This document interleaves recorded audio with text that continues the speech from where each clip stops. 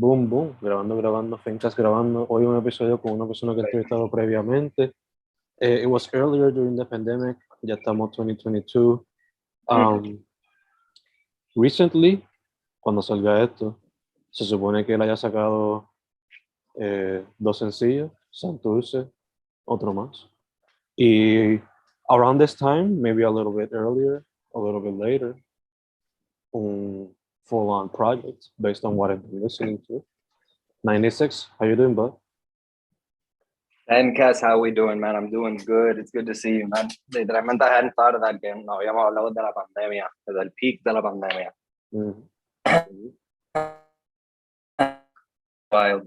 So, like, I'm doing good right now, bro. It's really nice to see you. As always, como que I'll start it off with saying shout out to you for como que putting in the work every day, interviewing all different types of artists, poets. Because I saw that you interviewed like a tattoo artist yesterday, la muchacha esa. You there, bro? Estoy aquí. Vi que se frisa un poquito la cámara. Pero estoy aquí. Boom. There we go. All right, we're back. Yeah, we're back. All right. No, yeah. Recientemente, as we're recording this, ya salió una entrevista con una tattoo artist.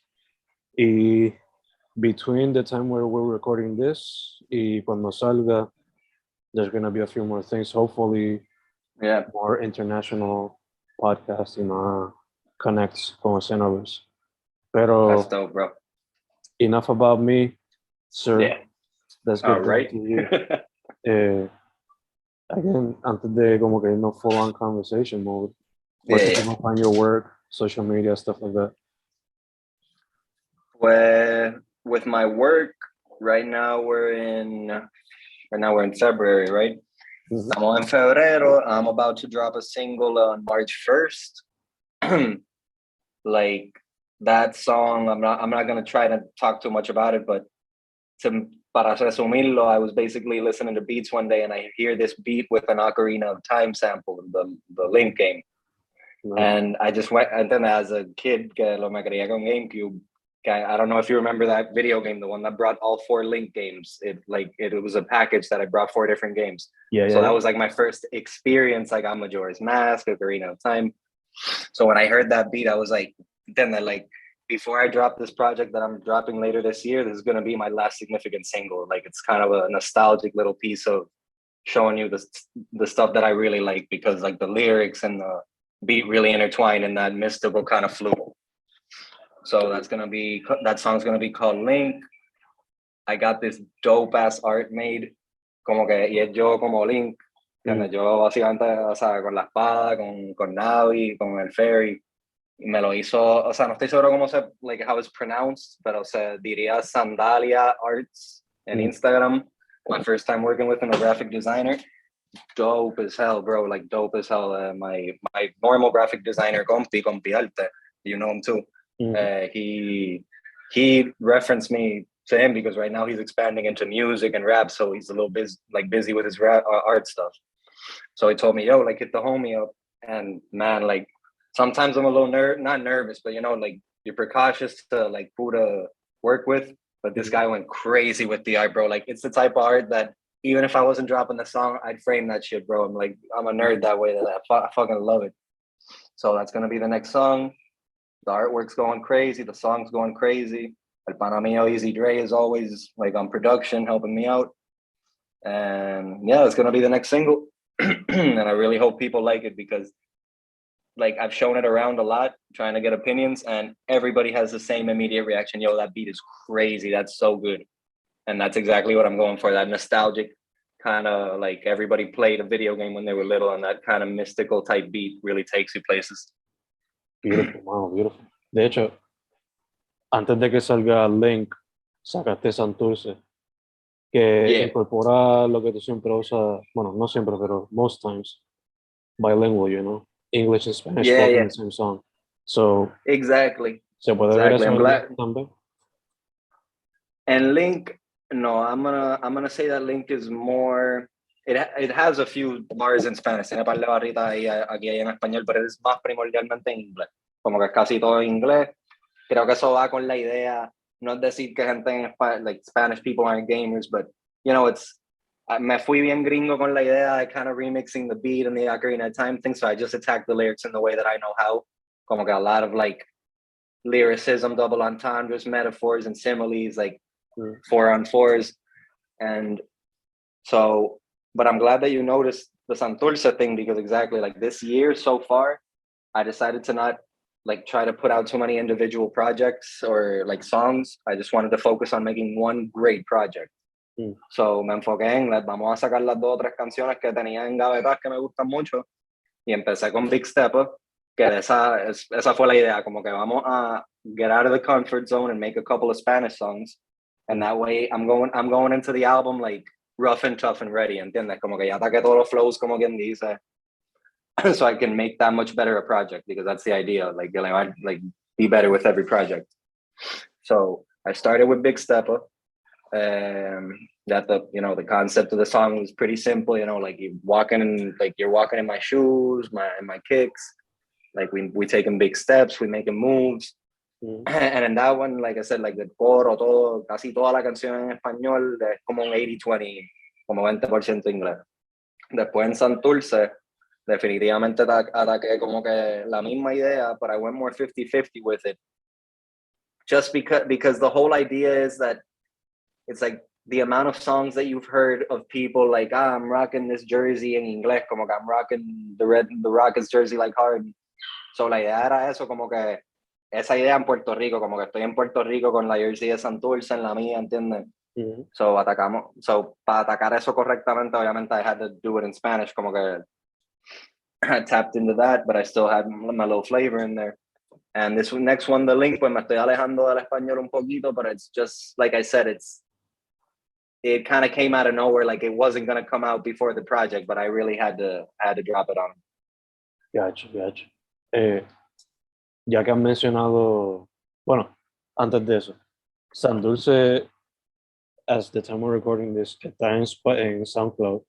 Is it going to be eventually in Spotify? Y te pregunto, Link, ¿será solamente SoundCloud, Spotify, both? ¿Qué se puede esperar de eso? Yeah. So Link is going to be everywhere. Link is going to be literally on Spotify, Apple Music, like everywhere, man. I focused on really wanting to get that song everywhere, because since the beat is so recognizable, I know it can tap into that potential of going viral, of TikTok and all this other stuff, apart from like just being enjoyed por una audiencia un poquito más variada y grande. Las otras 2, honestamente, hasta que, como expliqué, no eran en español. It was kind of me getting out of my comfort zone, experimenting type flow. I didn't directly attack the whole uploading them everywhere, because I kind of want to have my discography, como quien dice, clean cut y organizado y without a lot of fat. So I dropped those as kind of like little fan, como que para la gente que de verdad me escucha, como que mira, que hay cancioncitas para que no tenga un año sin un proyecto mío, ¿entiendes? So aquí tienen una cancioncita aquí en SoundCloud, otra acá. I made sure to put it on Instagram and YouTube para que, people that aren't, tapping into SoundCloud, not everybody has SoundCloud, can have access to it. And esas 2 están also on YouTube. I make sure to always upload my songs on my like personal YouTube page. Gotcha. Sí, que esas son quizás como que las que una vez se consigue por ahí de artists cuando son como que random freestyles, igual, ¿no? Es más como que experimentando or having fun with the game. Yeah, definitely. I got one song called COVID-19 Freestyle that it's like literally my only SoundCloud exclusive, in the sense that I've never uploaded it anywhere else on Instagram or anything. I've got that and like a little EP that I made when I started off, but I don't even consider that part of my like real discography. And that song COVID-19, it's the same example. It's like a really fun, crazy song con lírica que yo considero que está muy buena, pero entiendes, es bien experimental y no es un flow para todo el mundo, que ese es el tipo de cosa que uno, como te digo, you drop it in little places, y el que es fan de verdad lo busca y lo escucha. And the more commercial, solid songs, but they're going to hear it on the project. Gotcha. Mencionaste TikTok for a minute, so I gotta ask, ¿cómo te ha ido en ese mundo? Have you explored it? What do you think about it? Okay, pues with TikTok, first of all, obviously I know about it. I've explored it. We talked earlier about how we used to work with like kids being teachers and stuff. So I remember I really was into that world when it started. Like people didn't even know what TikTok was, and these kids were really on that app doing choreographies, ¿entiendes? Adelante con las canciones más recientes de hip hop en Estados Unidos que no se habían ni llegado a Puerto Rico. They were already on that with the viral songs.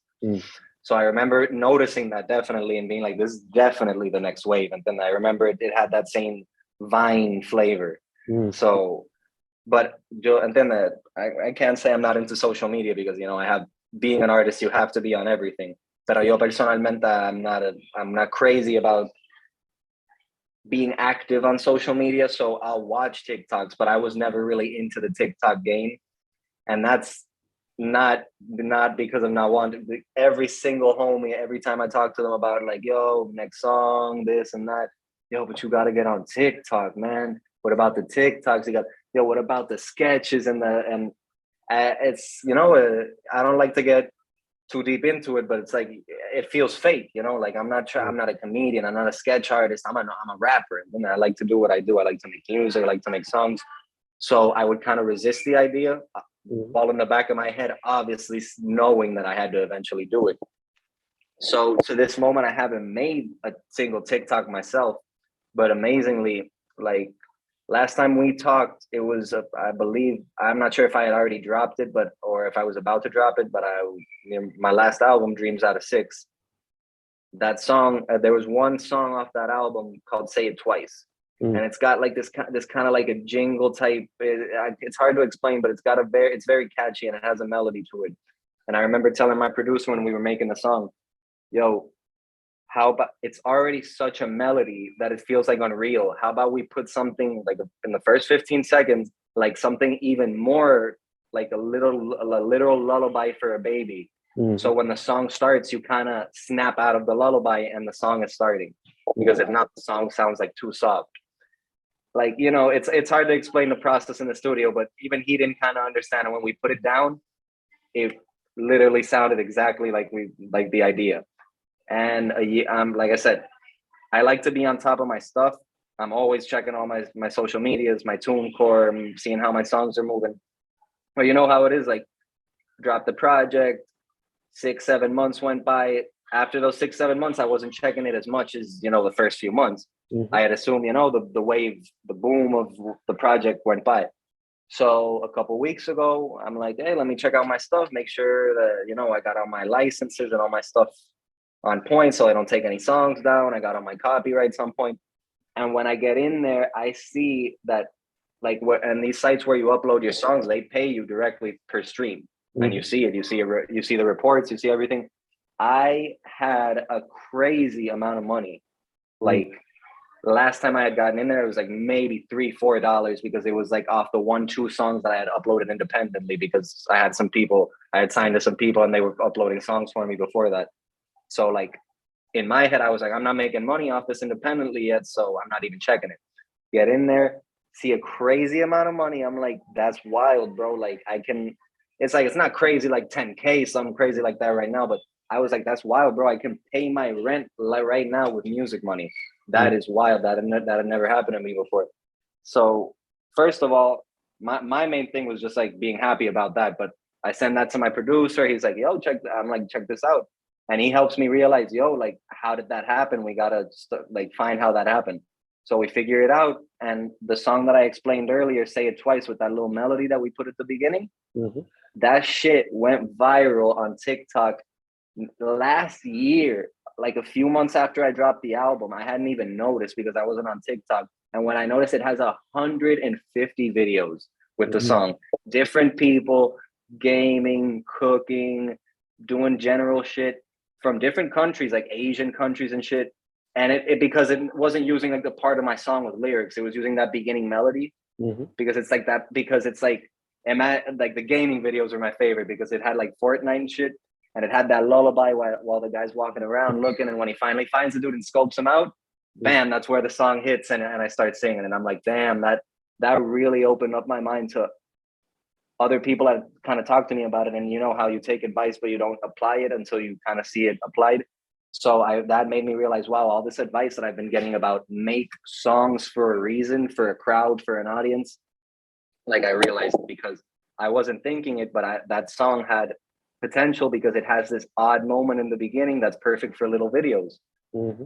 And so in the same way, you can kind of like make a song thinking of trying to go for the 2K soundtrack on PlayStation. You can make a song trying to go like with the idea of I want this to be on a rock movie soundtrack, on a biopic.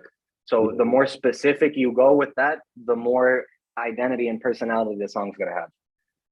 So that little moment made me realize, wow, just putting an intense dose of personality into the song, not just rapping over it, will really expand that potential to make it go viral, to for other people to relate to it. So that was definitely like a milestone and a dope moment I had, and then TikTok helped me reach it. No, ya me imagino, o sea, te pones a repensar la manera que componen las canciones también. Exacto. Y la Sí, porque intención. hay muchos momentos que uno te ideitas que uno considera boba, ¿entiendes? Literalmente, especialmente siendo, tú estás manipulando el sonido. So it could, something as simple as a tap, you're like, oh, we could add this tap. And while you say it, it sometimes sounds stupid because it'll be either sound tedious, like, oh, that's nothing, that's not going to affect it. That's not going to affect the whole song. Or, oh, that's too much for too little. Like there's a million things that you think like, is this worth it to put it in there? But when you really have confidence in the sound that you're going for y lo pones en esa canción y lo escucha, y especialmente después de 2 o 3 veces that you can envision yourself and other people hearing it and liking those little parts, that's when you really know you got to trust your creative process. Full.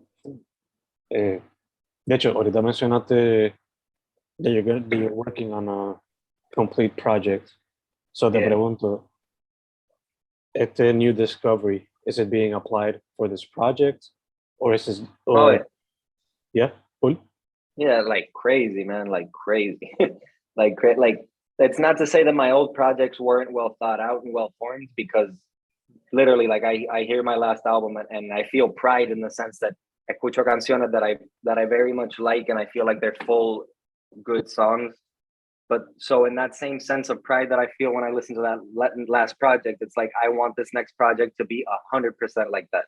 Like a cada momento se sienta para todo el mundo como que diablo, esta canción is a banger, ¿entiendes? This is very good. Whatever the mood of the song is, lo está logrando.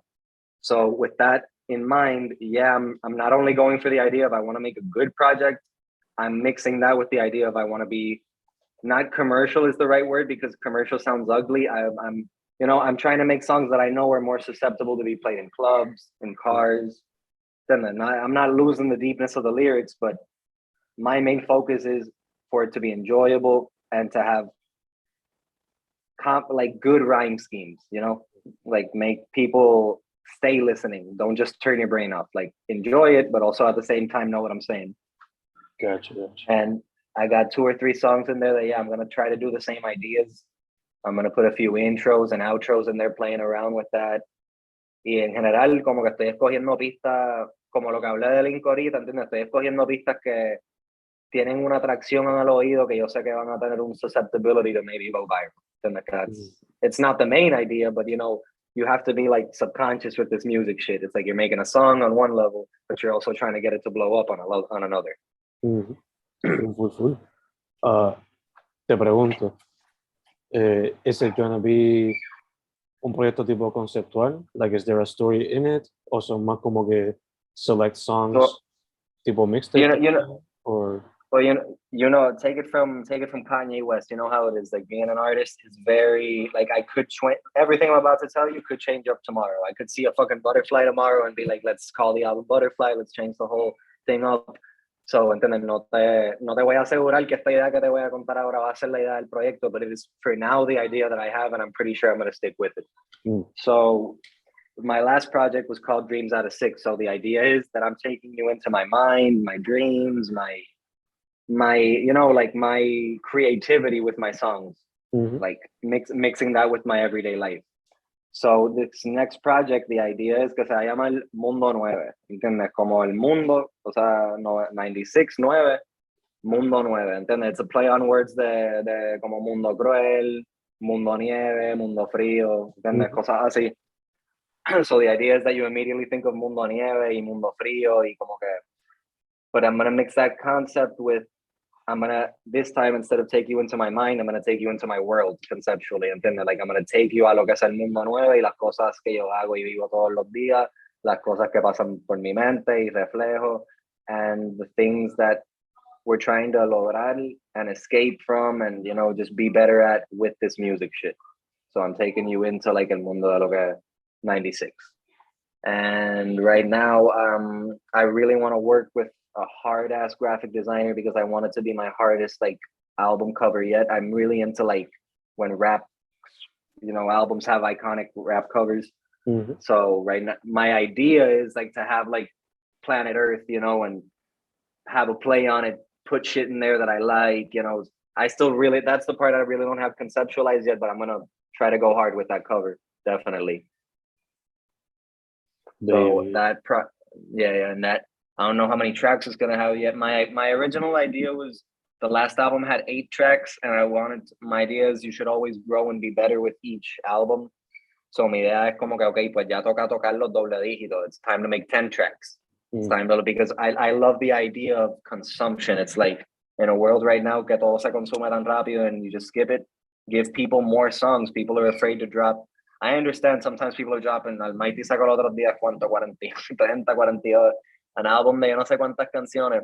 And nobody's going to listen to all that. And that's ridiculous. But if you drop a nice, clean, concise album that 10 to 16 tracks, that is just respectable, but you're just putting down heat. So my idea was 10 tracks. We're going to grow, go into double digits, give people more to listen to, more ideas, more concepts. Maybe even throw in a skit or two in between songs, like a sketch. But like I said, things might change, but I've kind of backtracked on the idea in the sense that I found all the beats that I want for the album. Ya estoy atacando cada uno, ¿entiendes? Mi concepto es como que empecé el año y tengo que sacar el álbum a por lo menos 3/4 de año. Can't wait for the end because that's some lazy shit. You can't just say I'm dropping the album at the end of the year because you're just giving yourself too much space. You gotta like give yourself some crunch time to crunch on yourself. So mi idea es como que I want to have it ready by halfway this year. We're already almost 2-3 months into the year, so entiende. I'm not putting that time pressure on myself, but my idea is I already found all the beats. I already wrote all the lyrics. I would say 3 of the songs are already 100% ready. 2 or 3 of them are halfway recorded. 2 of them are conceptually there. I just have to record them. So, like, I don't want to add fat onto something that doesn't need it. No quiero innecesariamente pujar 2 temas que no hacen falta por llegar a 10. ¿Entiendes? So, mi idea es como que vamos a mantenerlo en posiblemente 7, 8 y prefiero que todas sean muy buenas y excelentes a que tener 10 que son okay. So let's put all the energy into those 8 tracks again. And if from here to now I record 2 more and I throw them in there, who knows? ¿Entiendes? Ya, te entiendo. Y me encanta que mencionas lo de no crunch time, pero having a deadline. Definitely. Muchas veces si no te pones un deadline te pasas comiendo bien.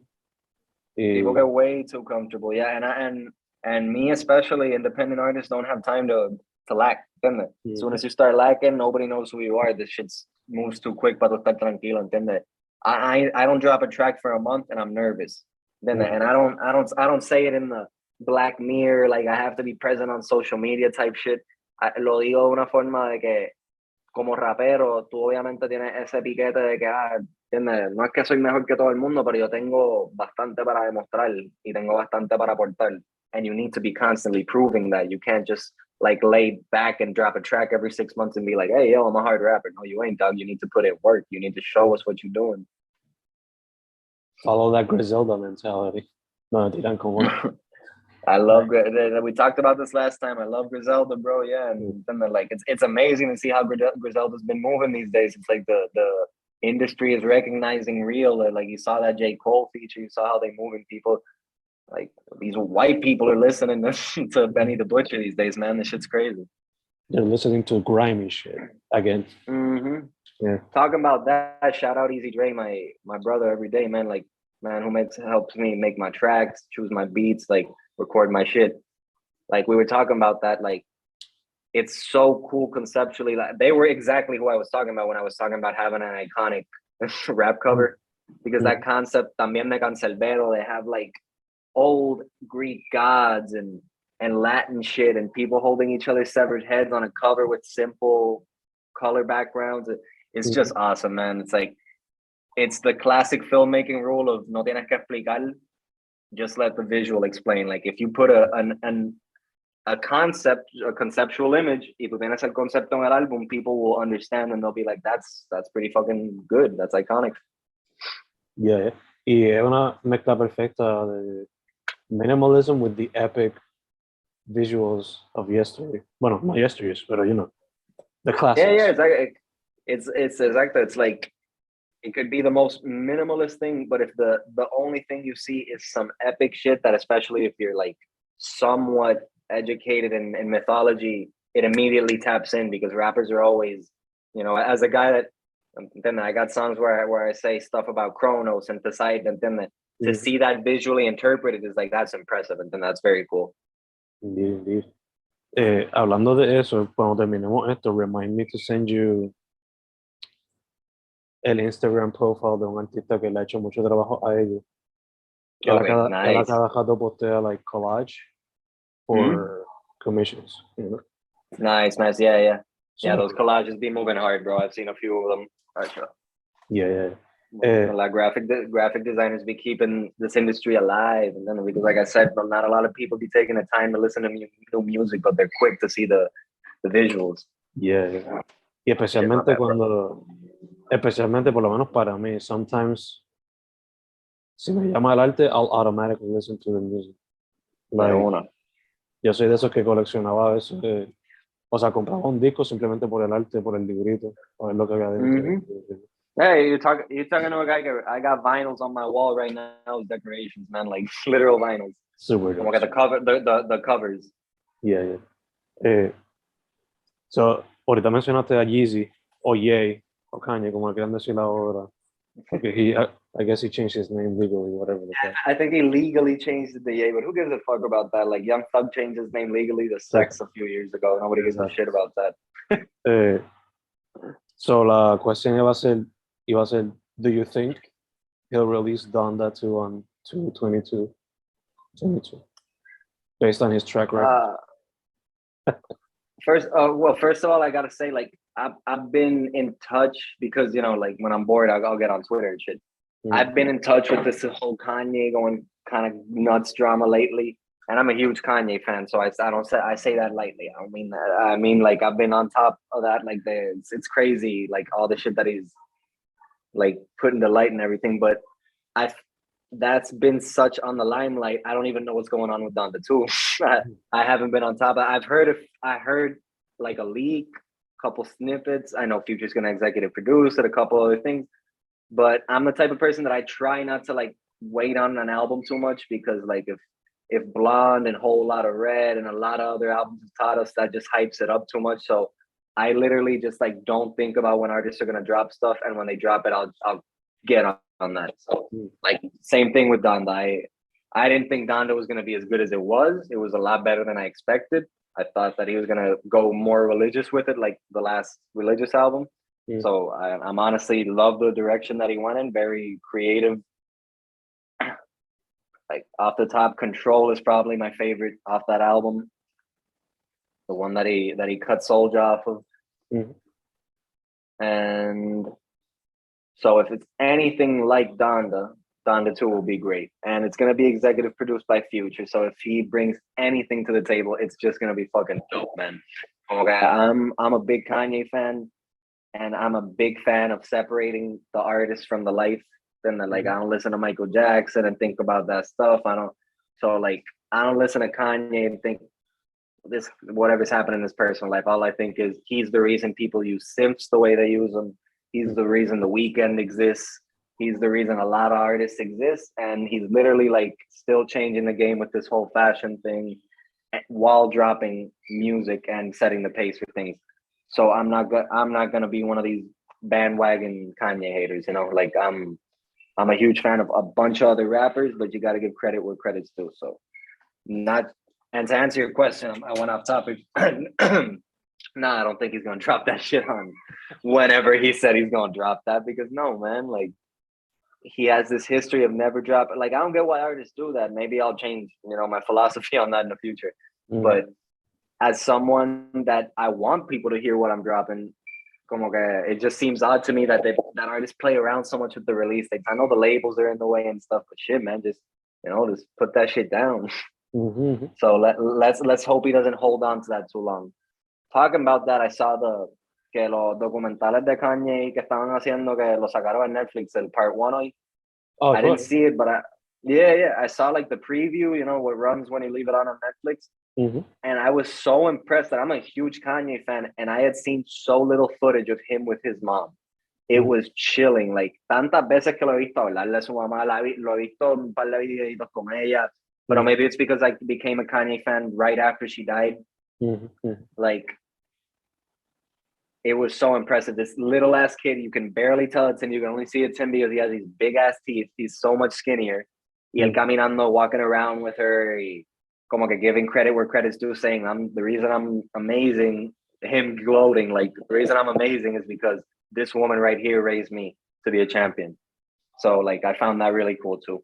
Like, I find it so necessary for people to take personal looks into their favorite artists, because people think that they're just machines that make this stuff. It's like, oh, he's this, so he makes that. No, man, he's a human, and that's a collection of experiences. So it's nice to see like some personal stuff come out like that. Full. Especially alguien como él que, aunque a veces pone muchas cosas de su vida out there, cuando se trata de su creative process, I guess que es más como que hearsay, hearsay, and they're actually seeing the thing going on. Exactly. A lot of artists are very, very private with their creative process. Some because it takes some time and they struggle. Not to say they're not talented, pero componer una canción para alguna gente es mucho más fácil que otra. So some artists are literally like, yo, get out, because you can't see that I need 20 dudes to help me, or you can't see that it takes me 4 days to write one song. And other dudes are just like, they recognize that they want to be in their energy. And it impresses the fuck out of me that Kanye, since day one, has never been that dude. Kanye, if you see the film, he's been around since 18, around the J Dillas and the greats, literally like always on, like he's like that kid that people bring around like, yo, mira este chamaquito que la mete, y así mismo te empieza a montar una pista. And that's why the solidification that he has in the game, because he's been in that room with so many people and left them mind blown. He's not just a good rapper, he's a better producer than rapper, honestly. Full. Dude, Sume está muriendo, pero I'm gonna shut this down. But when we come back, I want to get into this creative process thing, All right, mana, dale. Boom, seguimos, volvemos con 96. All right, 96, dude, baby, what's up, FENCast? Estábamos hablando de los creative processes de some of our favorite artists. So, off the top, I would love to be a fly on the wall, viendo el proceso de MF Doom when he was alive, of course, R.I.P. The Earl Sweatshirt, especially con some rap songs. Yeah, de Griselda completo. Y otro que me vino a la mente fue Death Grips, la banda Death Grips. Y también JPEG Mafia, ¿no? JPEG Mafia, si no me equivoco, parte de su proceso creativo for one of his. That would be fucking. Yeah. That would be a pretty. That one would be very interesting to sit in, like. Fue.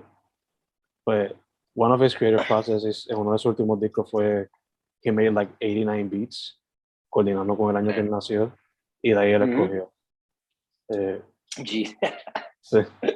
Otro que me gustaría hacer era como que Madlib, porque I know he's like a studio rap, se pasa ahí todo el día. So I gotta ask, if you were to pick, I don't know, like 3 or 5 artists to be a fly on the wall, who would they be? Bueno.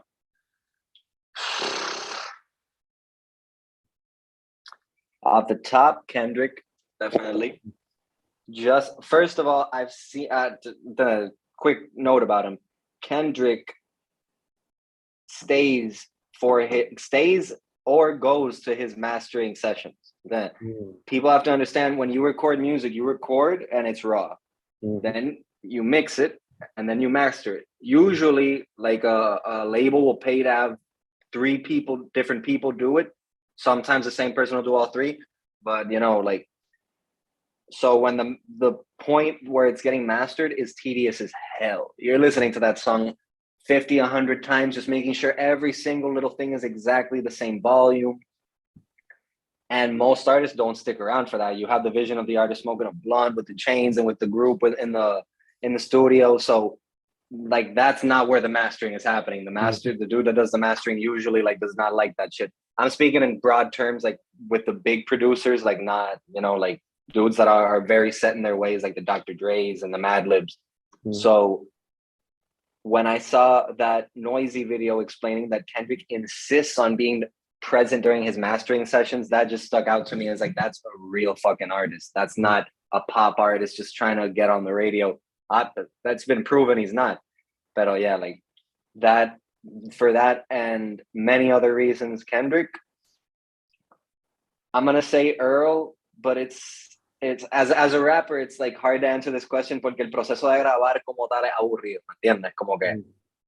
Como tal ver a alguien grabar is not as exciting most of the times as a lot of people think it would be. It is actually, it's like being in a studio is suffocating no matter how big or good it is. Like, since it's deafening, you want to get out of there. It's like, I can't hear anything.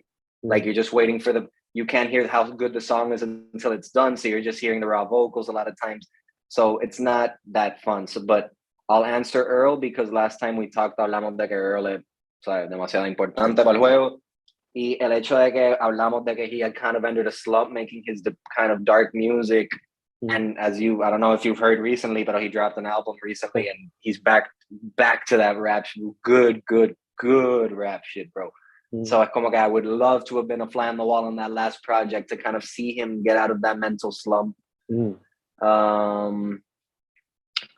Con lo que dije, esto es an interesting answer. Mexicano 777, me encantaría haber sido un fly on the wall. Hay videos de su proceso y es intenso hasta el video, pero estar presente para eso es un artista que like, people think it's cringe, like when you do stuff, when you scream, when you just, como que you're not smooth with it. Y Mexicano era uno que él llegaba y he didn't even have to know the producer. He would like, all nervous and shit, put out the paper and he was like, mira, esto es lo que te voy a cantar.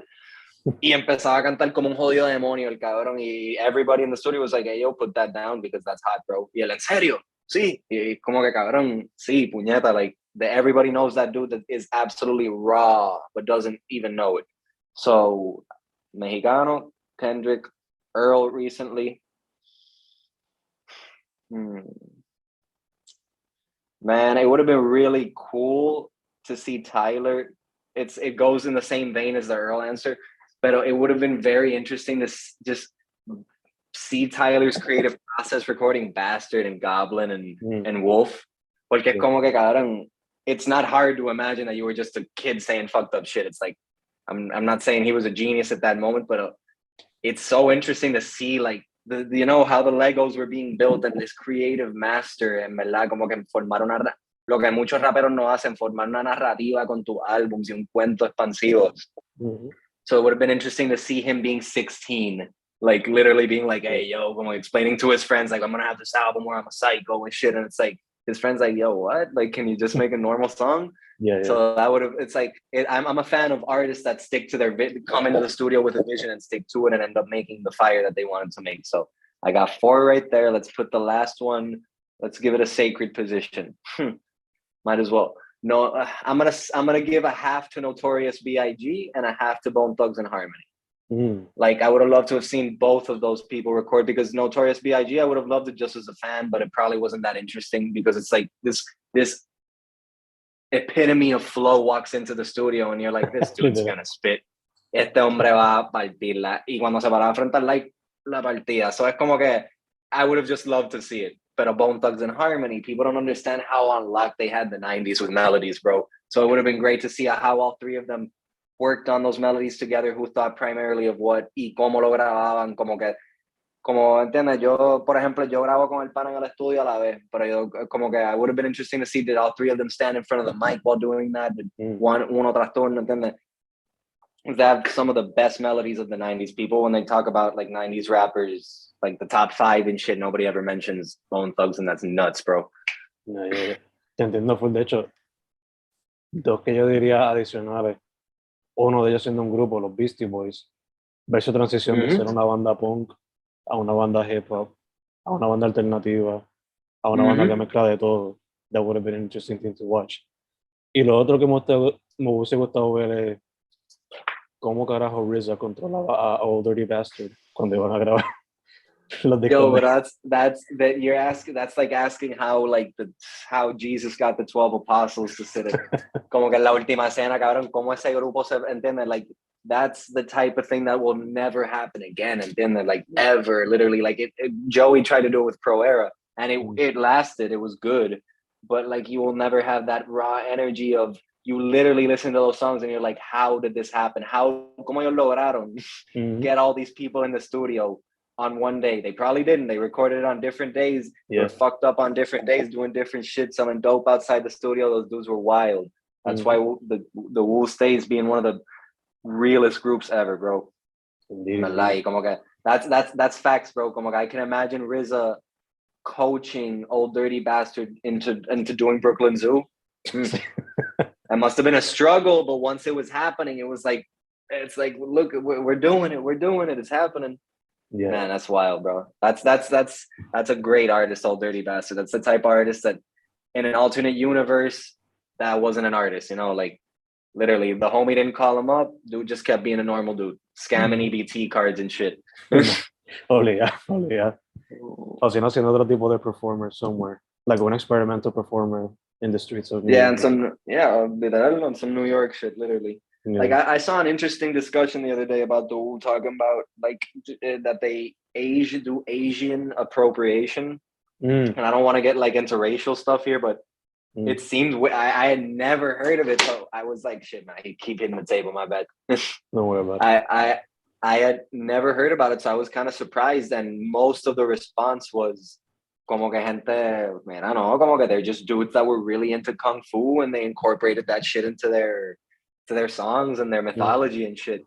And like, I don't know, it just seemed like a very weird note because I had never heard of it, and people just I swear to God, people make shit up because it's like no Asian person was talking. Someone pointed out that in Asian culture, we love them like when they come.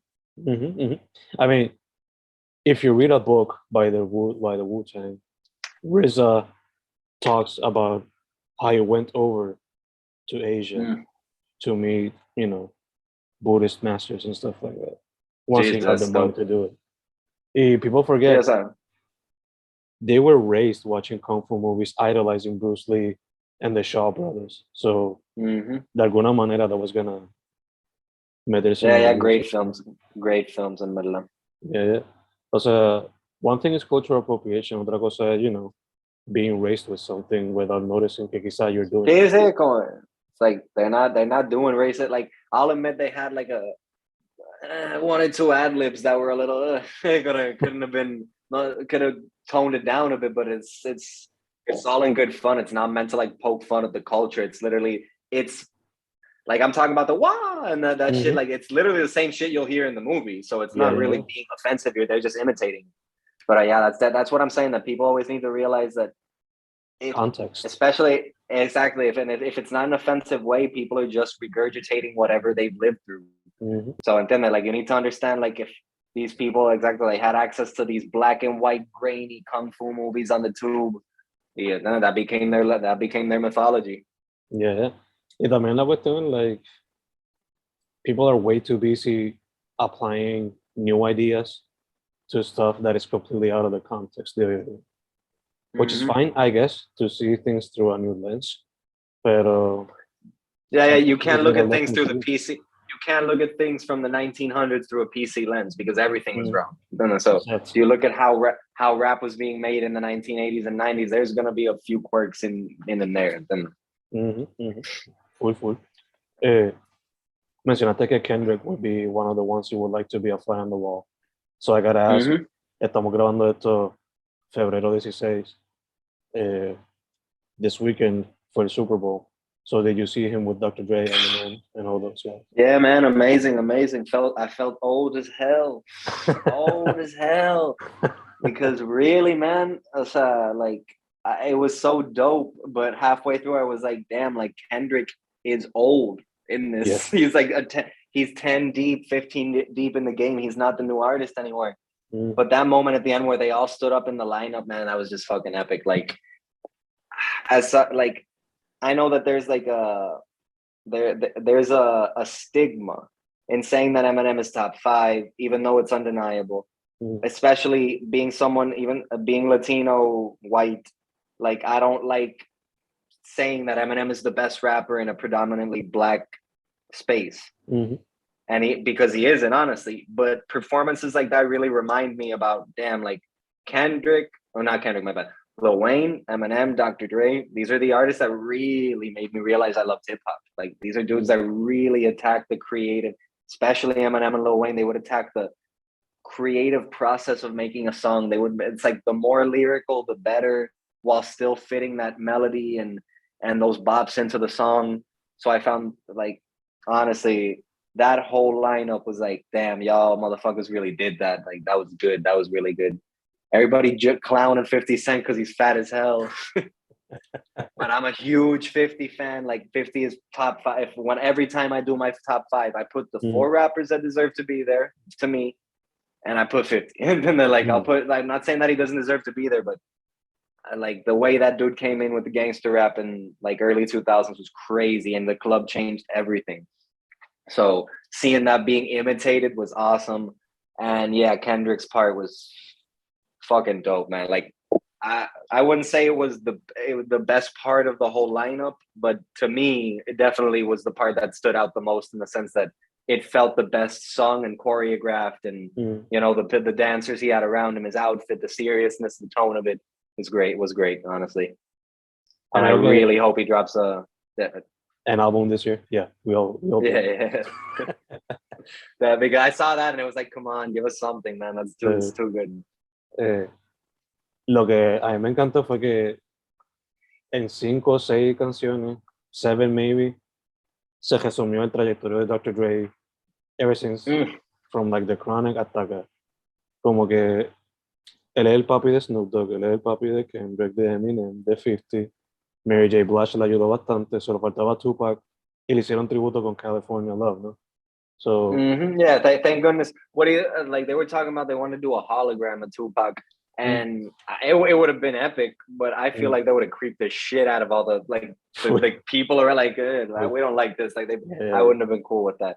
The California Love moment was dope, yeah. And I hadn't seen it in that scope about how it was a timeline performance about Dr. Dre. I noticed the beginning and end, but como que he was influential to 50, he was influential to Mary. That's wild. I'm like, Dr. Dre, yeah. Like, to this day, I know it wasn't the first, but the first song I remember hearing the hip hop was, if I'm not mistaken, I Need a Doctor. No, that song sucks. And then I don't like that song, bro. I'm glad they didn't sing that song. That was the only one that you can leave that one out. And then I like a little too. Guilty Conscience, him and Eminem. And the one that that was the first song that I remember hearing, and I was like, and then it wasn't some dumb bop. It was this deep song where this person is and I was like, what the hell is going on? So that was definitely very influential, starting off how I listened to hip hop. So that the Chronic, not the Chronic, 2001, his second album is first of all, it's in my top 5 albums ever, in hip hop, definitely. And personally, it's probably my favorite, most memorable album ever in hip hop. It tiene todo lo que tienes que tener en un álbum de hip hop. Increíble, la verdad. Like, wow, the fact that we were 20 years later listening to still Dre and forgot about Dre is like, this music is timeless. Indeed. Lo único que faltó de su historia, I guess, era como que NWA Times, pero hasta al final de la presentación le hicieron tributo a lo más reciente, como cuando pusieron a Anderson .Paak como parte de la banda. I remember the Super Bowl is really white, como que bien blanco, como que the way it's run. I wouldn't be surprised if they were like, hey, we don't need that fuck the police stuff like at the beginning, blah, blah, blah. No, let's skip all that like hat and jean jacket, you staring at the camera shit, como let's go straight into you like mentoring the crazier white guy like that. But, yeah. Like, maybe they didn't say it like that, but I'm sure that even him as an almost billionaire, he must know the kind of how to play the game and steer away from that thing. And like I was a fan of the Eminem kneeling thing. Definitely, it was cool as hell. But it feels kind of like a false flag. Like you're already. It's like lo que dicen como que if you're hosting for the Oscars, don't make a speech about how we need more minorities, and you're already hosting for the Oscars. You're already there. ¿Entiendes? Como que ya está jugando el juego de ellos. Como que no es decir que no hagan nada, pero uno se sintió extraño que like the white guy did it. Like it felt. I know it's supposed to be symbolic, and the point of it, it just felt very out of tone. I don't know how to explain it, but it is correct. I'm glad. Like the only reason I feel it's correct and I give a shit about it is because they did Kaepernick wrong. And then so everybody should be fucking kneeling right there. And then they're like piss. Like that's just wrong that you can't do. Like if I want to sit during the national anthem, I should sit, man. I should be able to do whatever I want. Yes, indeed. Yes, indeed. I guess que yeah, I guess que la razón también por la que lo cogieron es porque maybe he did it himself without telling anybody. Pero también es un fuck you to la gente who were against it. Y they can't say shit to Eminem because he's the white guy. Even it's a small little tiny victory, but it's still like I'm sure they're losing 20 million some shit. They're losing money and sponsors immediately. These racist white people that run stuff will immediately see that and like, you're letting this stuff leak into the mainstream, so let's cut all that up. So it's definitely a message is being sent with the moment. It just like I said, it feels like this new decade that we're in, it feels like we're in a twilight zone, you know. Full. I mean, full. Like Eminem is the guy being PC now. Like, what's going on? Like Eminem used to be the guy that was pilled up talking about killing his ex, and now he's like the guy kneeling at the game. De hecho, mencionaste Guilty Conscience. Funny story. When I was a kid listening to that album on my CD player, rocking on my chair en casa de mis padres, you know, schools would have talent shows.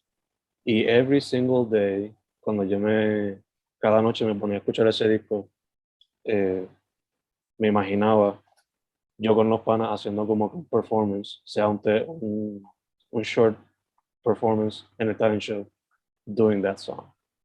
So yeah, just a funny story. Just como que you would listen to it to pump you up, como que. No. I was. Oh, you would play it out with your homies. I was escuchando el disco completo. Ese después venía Eminem Show. Y me vivía la movie. Como que me hacía la película, pone que hay un talent show en la escuela, esto es lo que vamos a perform, and we're going to win the talent show, porque eso es lo que hay. We're performing this motherfucking Eminem song. Yeah, we're going to perform a fucked up song that has a really good, well, not really good story, but good storytelling techniques being applied. That definitely has high school talent show vibes. Yeah. So it reminds me. I once went to see a battle of the bands. Un primo mío, and he was a drummer, and I don't remember the three, but they had three songs. I don't remember all three, but these motherfuckers played "Painted Black," followed by "Year 3000" by the Jonas Brothers. I'm not kidding. I don't remember what the third one was. I just remember that on top of that, it sounded terrible because it was like a 6th, 7th grade talent show. Like it was, wow. It was like the strangest change of tone you could ever imagine. You couldn't recreate it, really. Maybe I would preguntar un día a ver if he remembers it. Play it for you. Yeah, definitely. Only yo. Yeah. This rock star days. I'm sure he will. Ahorita mencionamos que Kendrick please drop an album. So I gotta ask, además de el tuyo, what other albums are you looking forward to this year? All right. Off the top, apart from my own, my partner and his socio Easy Dre, he's dropping se supone que he's gonna drop an album también este año at some point. His might be a little later than mine, more near the end of the year. But if he does get around to solidly making it, and then it's gonna be a solid ass project. I know it because like singles he's dropped this year, el último que sacó No Chill, papi, palo. I'm the guy that's that's blessed me and his homies to hear the unreleased tracks same way that he hears mine. So I know that the dude has a lot of heat and he has a lot of substance to what he's making. Okay, I like to say he's a Tyler of the game because he's producing for himself. He's making his own arts. He's making his own visuals, and then he's doing everything.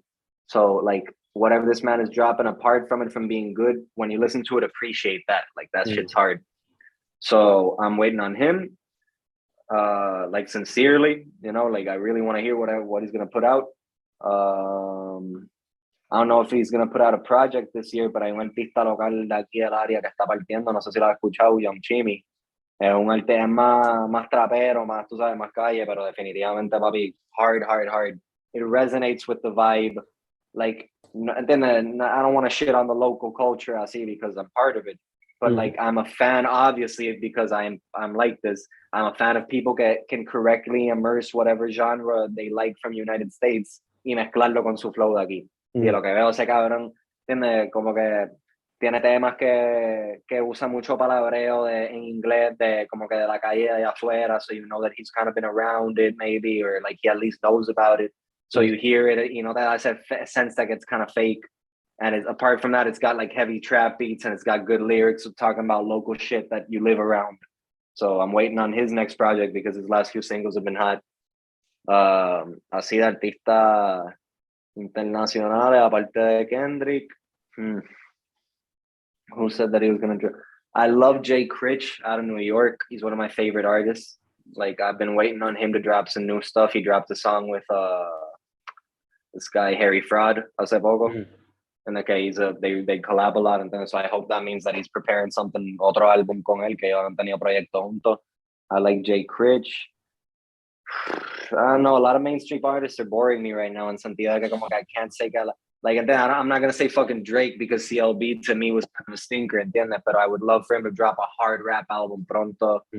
I'm gonna listen to Donda too, but to me it's not gonna maybe be a life-changing album. It's like Kanye's discography is solidified. So ahora mismo there's not a lot of people from like the old school, como quien dice, que I'm waiting on apart from Kendrick. I would love for Frank Ocean to drop some new fucking bops, pero pues eso siente ya como la vida de Rihanna. Yeah. Like como que they drop their classics and they're gonna drop what they drop every 5-10 years and then just leave. Let me think. Off the top right now, I don't have anybody like that, but I got a few like small artists así de como que drill rappers and trap rappers that I follow, like from New York and Boston and LA. Que como que that they're on the come up, que I'm always pendiente cuando sacan cositas y proyectos, porque aparte de posiblemente colaborar, es como que I like to keep my finger on the pulse and what like the underground is around the whole country. Cool. Mencionaste eso de Frankie y de Rihanna y me hace pensar que maybe, por lo menos Frankie, él va a ser como D'Angelo, como que sacó Voodoo en el 2000 y después 14 years later sacó Black Messiah.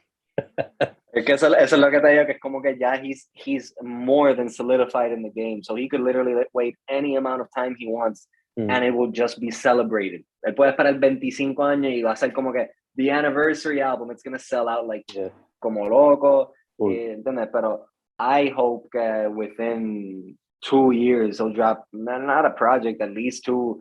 Like how Andre 3000 does, literally the same thing. And then Andre 3000 doesn't drop anything anymore, but every like 4-6 years he'll drop like 4 songs randomly about really deep shit. Y es como que it's a blessing.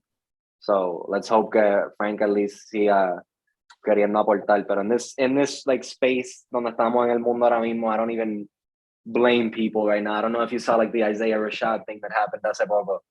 So como que yo sé que they didn't receive his album too good, I guess.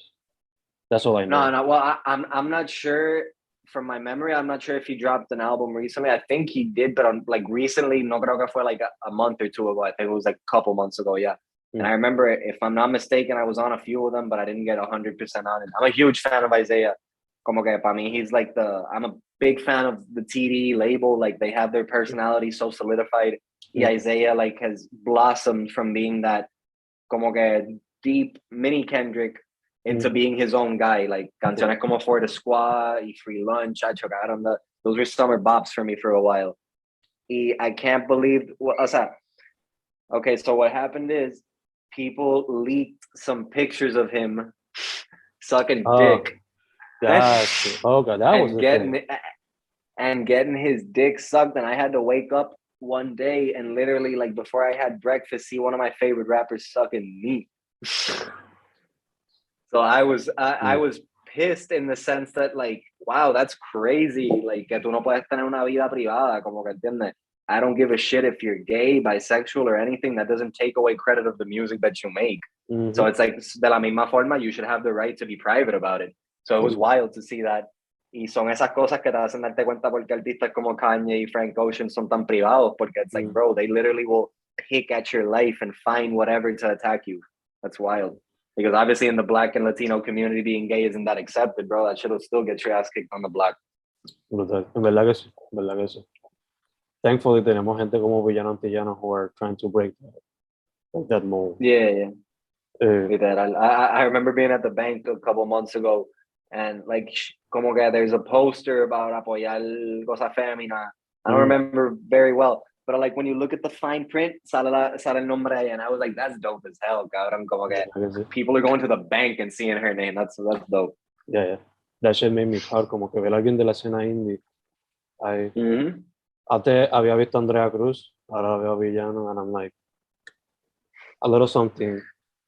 Hey, a little bit. Como que it keeps trickling y literalmente it'll be all around the world ya mismo. Como que people are gonna have to be cool. Like, el mundo es grande, hay diferentes tipos de personas. Como que I'm straight, I like gangster rap. That doesn't mean that there can't be every single other genre in the world, bro. That's fine. And like, again, as a fan of from Frank Ocean to Freddie Mercury, it's like, come on, man, who can judge? These dudes are really dropping good music. ¿Verdad que sí? There was something else I was gonna say. Albums that I'm waiting for, pues son Benny the Butcher y Conway. Yeah. I would love, exactly, just a whole last Griselda album. Just give me 10, 16 tracks of all three of them, como que diferente, una con ellos tres, una con dos, otros dos, otra con los tres, you know how they, como que just mix it up, man. Give us different, and give us more, like, it's not that I don't like it, ¿entiendes? But I don't want them all to be like these slow artsy beats they use. I love those beats, but give us some, como que show us how you can beat up different beats, bro, because their wordplay is crazy. Indeed it is. Por lo menos Westside no he visto que haya salido mucho de ese comfort zone, pero Benny pues antes empezó con trap. Conway ha hecho un poquito trap, pero Westside como que to me, mucho en pullback. Yeah, exactly. Westside to me is the one that does not like the spotlight the most. Like, he stays private, but he's the hardest one out of the three to me. And then like, dude spits, and the other two start looking like. So ponen al día. Okay, he sets the tone. He's like the mean mugger. Yeah.